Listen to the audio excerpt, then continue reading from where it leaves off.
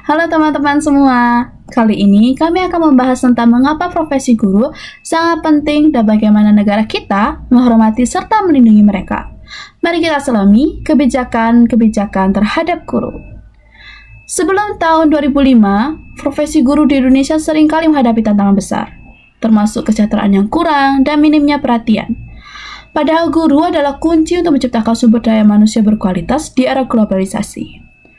Melihat kondisi ini, negara hadir dengan Undang-Undang Nomor 14 Tahun 2005 tentang guru dan dosen. Undang-undang ini merupakan komitmen besar untuk mengakui guru sebagai tenaga profesional yang berperan krusial dalam mencerdaskan bangsa, serta menjamin harkat dan martabat mereka. Apa saja bentuk pengakuan profesionalisme ini? 1. Pengakuan sebagai agen pembelajaran. Guru diakui bukan sekadar penyampaian materi, tapi fasilitator utama yang membentuk siswa. Kedua, kesejahteraan. Guru dijamin mendapat penghasilan di atas kebutuhan hidup minimum, ditambah tunjangan profesional, tunjangan fungsional, dan tambahannya. Ini adalah bentuk apresiasi konkret dari negara. Ketiga, standar kompetensi. Guru harus memiliki kualifikasi akademik minimal D4 atau S1 dan menguasai 4 kompetensi utama, yaitu pedagogik atau kemampuan dalam mengelola pembelajaran, profesional, penguasaan materi pelajaran secara luas dan mendalam, kemudian sosial, kemampuan berkomunikasi dan berinteraksi dengan lingkungan, dan kemudian terakhir kepribadian, memiliki akhlak mulia dan menjadi teladan. Keempat, sertifikasi guru. Ini adalah syarat penting. Sertifikasi memastikan guru benar-benar kompeten dan berhak mendapatkan tunjangan profesi serta kewenangan mengajar. Selanjutnya akan diteruskan oleh teman saya. Halo teman-teman, di sini kita akan membahas tentang perlindungan dan kewajiban guru dan peran-peran peraturan pemerintah atau PP dalam kebijakan guru. Perlindungan guru. Guru adalah fondasi krusial yang memungkinkan guru berfokus pada tugas utama mereka, yaitu mendidik, tanpa khawatir akan tekanan atau ancaman. Ada 4 jenis perlindungan utama. Yang pertama ada perlindungan hukum, yaitu bertindak sebagai tameng bagi guru dari tindakan kekerasan, ancaman atau diskriminasi, intimidasi, atau perlakuan tidak adil dari berbagai pihak atau siswa, orang tua, masyarakat, atau birokrasi. Fungsinya meliputi bantuan hukum, perlindungan dari kriminalisasi selama sesuai kode etika, dan perlindungan dari ancaman fisik atau psikis. Yang kedua ada perlindungan profesi, jaga martabat dan stabilitas profesi guru. Ini mencakup perlindungan dari pemberhentian yang tidak sesuai prosedur, memberi otonomi profesional atau kebebasan mengembangkan metode pembelajaran dan penelitian, serta mendukung pengembangan karir guru. Selanjutnya ada perlindungan keselamatan dan kesehatan kerja atau K3. Memastikan guru bekerja di lingkungan yang aman, sehat, dan ini meliputi jaminan sosial BPJS Kesehatan dan ketenangan kerja. Selanjutnya ada perlindungan hak atas kekayaan intelektual atau HAKI. Perlindungan menghargai, melindungi hasil karya inovatif guru seperti buku, modul, metode pembelajaran, atau penelitian dari penjiplakan atau penggunaan tanpa izin, mendorong kreativitas berkelanjutan. Kewajiban guru. Kewajiban guru adalah cerminan tanggung jawab profesional mereka sebagai ujung tombak pendidikan yang akan menentukan kualitas lulusan dan masa depan bangsa. Kesimpulannya, perlindungan dan kewajiban adalah dua sisi mata uang yang tidak dipisahkan. Perlindungan memberi rasa aman bagi guru untuk bekerja optimal, sementara kewajiban memastikan guru memberi yang terbaik dalam tugas mulia mereka. Keduanya saling mendukung untuk memudahkan pendidikan yang berkualitas dan mencerdaskan generasi penerus bangsa. Selanjutnya ada peraturan pemerintah atau PP, yaitu memegang peran krusial dan sangat detail dalam pembentukan kebijakan guru di Indonesia. Pemerintah berfungsi sebagai turunan atau aturan pelaksanaan dari undang-undang, khususnya Undang-Undang Nomor 14 Tahun 2005 tentang guru dan dosen. Melalui peraturan pemerintah atau PP, ketentuan-ketentuan umum dalam undang-undang tersebut dijabarkan lebih lanjut sehingga dapat diimplementasikan secara konkret. Selanjutnya, kita berbicara mengenai Permendiknas nomor 16 tahun 2007 tentang standar kualifikasi akademik dan kompetisi guru. Dalam rangka mengatur tentang kualifikasi guru dan kompetisi profesional guru, pemerintah telah menetapkan Peraturan Menteri Pendidikan Nasional nomor 16 tahun 2007 tentang standar kualifikasi akademik dan kompetisi guru. Lalu apa sih kualifikasinya? Yang pertama, kualifikasi akademik. Guru pada PAUD atau TK atau sejajarnya harus memiliki kualifikasi akademik, pendidikan minimum diploma 4 atau D4 atau sarjana S1 dalam bidang pendidikan anak usia dini atau psikologi yang diperoleh dari program studi yang terakreditasi. Lalu B, guru pada SD atau MI atau bentuk lain yang sederajat harus memiliki kualifikasi akademik pendidikan minimum diploma atau D4 atau sarjana S1 dalam bidang pendidikan SD atau MI, yaitu atau D4 atau S1 PGSI atau PGMI yang diperoleh dari program studi yang terakreditasi.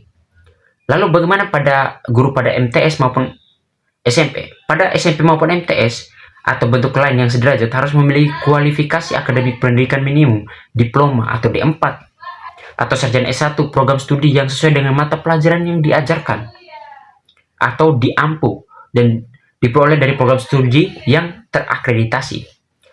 Yang keempat, guru SMA atau MA atau bentuk lain yang sederajat harus memiliki kualifikasi akademik pendidikan minimum diploma atau D4 atau sarjana S1 program studi yang sesuai dengan mata pelajaran yang diajarkan atau yang diampu dan diperoleh dari program studi yang terakreditasi juga.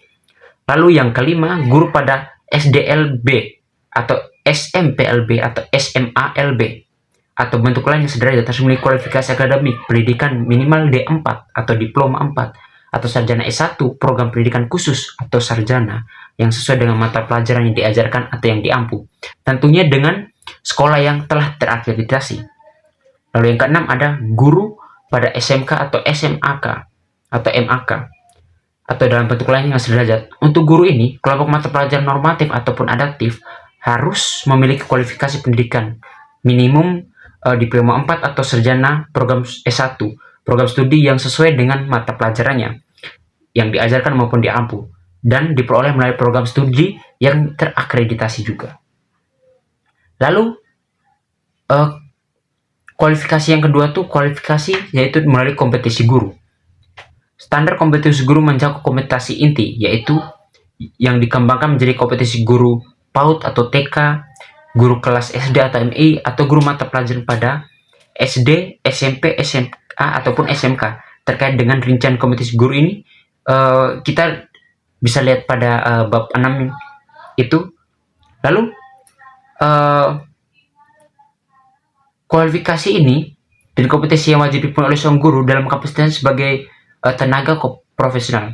Hal tersebut terutama kompetisi guru seperti tentu saja bukan merupakan hal yang mudah untuk dilaksanakan, tetapi bukan pula yang sulit. Kata kuncinya terletak pada kemauan dan kerja keras kita untuk berusaha memenuhi tuntutan tersebut. Di sini saya akan menjelaskan sikap-sikap profesional guru. Dan di sini ada beberapa sikap-sikap profesional guru. Yang pertama itu kompeten dalam bidang yang diajarkan.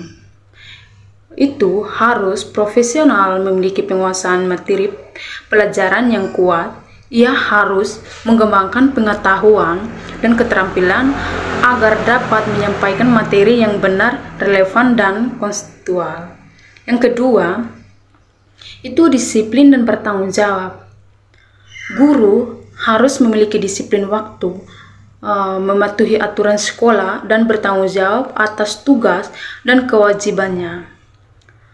Yang ketiga, adil dan tidak diskriminatif.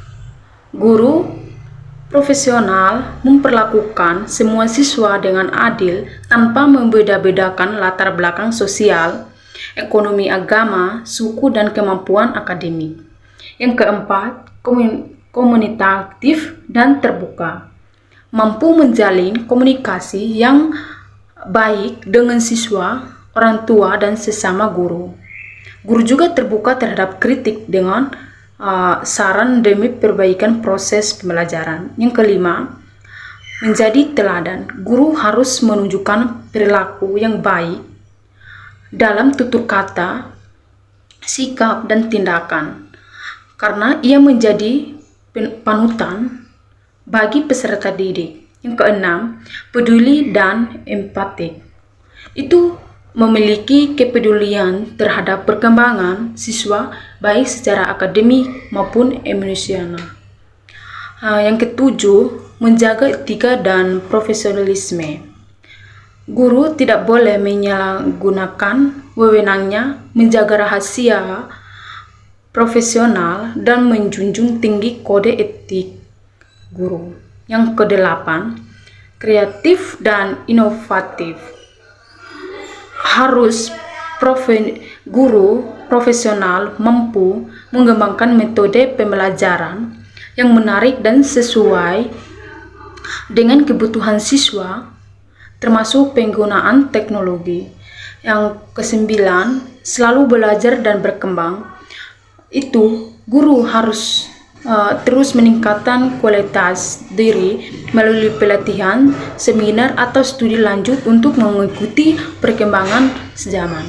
Kesimpulannya, sikap profesional guru itu kunci utama untuk menciptakan proses pembelajaran yang efektif dan bermakna. Guru harus profesional, tidak hanya menguasai materi pelajaran, tetapi juga memiliki integritas, tanggung jawab, kedisiplinkan, kejujuran, dan sikap terbuka terhadap kritik, serta pembaruan guru terhadap tugasnya sebagai pendidik, pembimbing, dan teladan bagi peserta didik.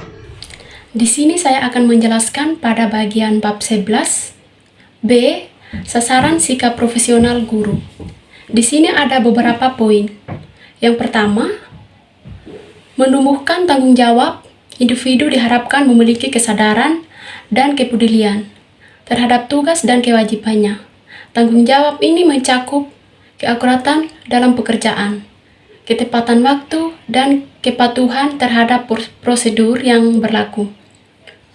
Terus yang kedua, menjunjung tinggi etika profesi. Sikap profesional berarti berpegang pada kode etik dan norma yang berlaku dalam bidang pekerjaan tertentu. Ini termasuk menjauhi tindakan curang, menjaga kerahasiaan, dan bersikap adil dalam mengambil keputusan. Terus yang ketiga, menunjukkan disiplin diri. Disiplin adalah fondasi dari sikap profesional. Hal ini mencakup ketepatan waktu, kepatuhan terhadap aturan organisasi, serta kemampuan mengelola waktu dan tanggung jawab secara mandiri. Yang keempat, menunjukkan sikap hormat dan kerjasama. Profesionalisme terlihat dari cara seseorang memperlakukan rekan kerja, atasan, dan klien dengan hormat. Kemampuan bekerja dalam tim serta menghargai pendapat orang lain sangat penting. Terus yang kelima, menjaga komitmen terhadap kualitas kerja. Orang yang berprofesional berusaha memberikan hasil kerja terbaik dan selalu berorientasi pada mutu. Mereka bekerja dengan teliti dan penuh dedikasi. Terus yang terakhir, terbuka terhadap kritik dan perbaikan diri. Seorang profesional harus mampu menerima masukan dengan sikap positif dan selalu mau belajar serta memperbaiki diri dari waktu ke waktu. Demikian penjelasan yang saya dapat yang saya dapat sampaikan, semoga kita semua bisa lebih memahami pentingnya sertifikasi guru sekaligus menyadari tanda tangan yang masih harus dihadapi. Ini saya akan menjelaskan tentang pengembangan sikap profesional guru. Pengembangan sikap profesional guru adalah proses yang bertujuan untuk meningkatkan kualitas kepribadian dan etika kerja seorang guru agar dapat menjalankan tugas dan tanggung jawabnya secara optimal. Sikap profesional ini mencerminkan integritas, komitmen, dan kompetensi dalam mendidik serta membimbing siswa. Aspek-aspek penting dalam pengembangan sikap profesional guru adalah: yang pertama, komitmen terhadap tugas dan tanggung jawab.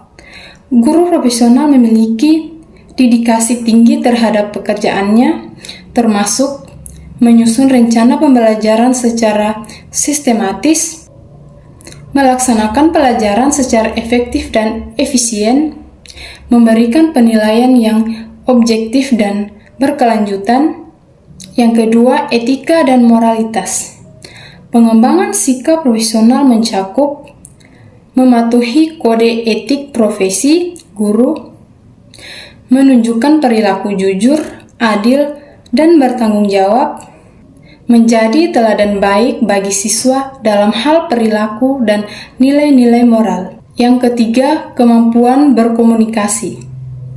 Guru profesional harus mampu berkomunikasi efektif dengan siswa, orang tua, sesama guru, dan pihak sekolah.